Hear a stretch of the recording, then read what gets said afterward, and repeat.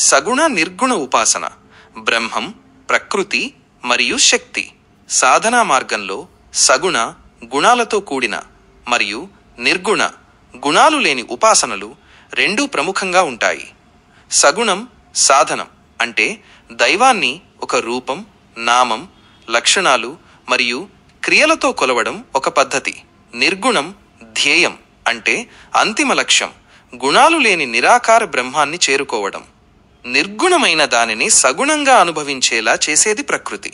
నామం, రూపం, గుణాలు మరియు క్రియలతో కూడిన సగుణం వెనుక ఉన్న నిర్గుణ చైతన్యాన్ని తెలుసుకోవడమే నిజమైన జ్ఞానం. వేదాంతులు ఈ నిర్గుణ చైతన్యాన్ని బ్రహ్మమని పిలుస్తారు. బ్రహ్మానికి స్త్రీ, పురుష, నపుంసక లింగభేదం లేదు. అయినప్పటికీ వేదాంతులు దానిని సౌలభ్యం కోసం పురుషుడు అని వ్యవహరిస్తారు. నిష్క్రియ రూపుడైన పురుషుడు నిర్వికారుడు, నిరంజనుడు. అతనికి ఎలాంటి క్రియలు ఉండవు, మార్పులుండవు, అంటుపడడు. అయితే ప్రకృతి అతనిని ఆవరించినప్పుడు అతడు సంకల్ప వికారాన్ని చెంది సృష్టి కార్యాన్ని నిర్వహిస్తాడు. వేదాంతంలో ప్రకృతిని స్త్రీశక్తిగా భావించడం ప్రసిద్ధి. పురుషుడి వల్ల బ్రహ్మాండాన్ని సృష్టించే శక్తి ఈ ప్రకృతి. సృష్టి, స్థితి, లయాలకు కారణమైన జగద్వ్యాపారాన్ని నడిపించే క్రియాశీలం ఈ శక్తియే. ఆకృతి ప్రకృతిలోని ఒక ఉపాధి, పరిమితి, ఒక ఆవరణం కప్పడం. దానిని ఆశ్రయించి జీవశక్తి ప్రవృత్తమవుతుంది. ఈ జీవశక్తి పరబ్రహ్మశక్తికి ప్రతిబింబ రూపం. అందుకే బ్రహ్మం, జీవుడు, శరీరం అనే అవస్థలు ఏర్పడుతున్నాయి. ఈ మూడింటిని శక్తి ఆవరించి ఉంటుంది.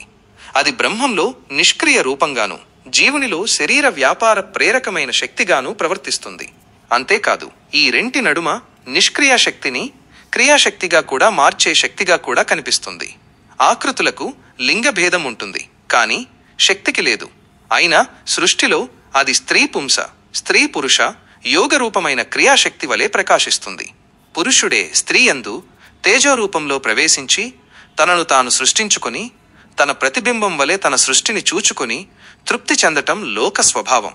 ఈ దృష్టినే బ్రహ్మాండ సృష్టికి వర్తింపజేసి పురాణాలు వ్యాఖ్యానించాయి. పై పురాణాల వాక్యాల తాత్పర్యం అదే. బ్రహ్మం సత్యం, నిత్యం. బ్రహ్మానికి శక్తికి మధ్య భేదం లేదు.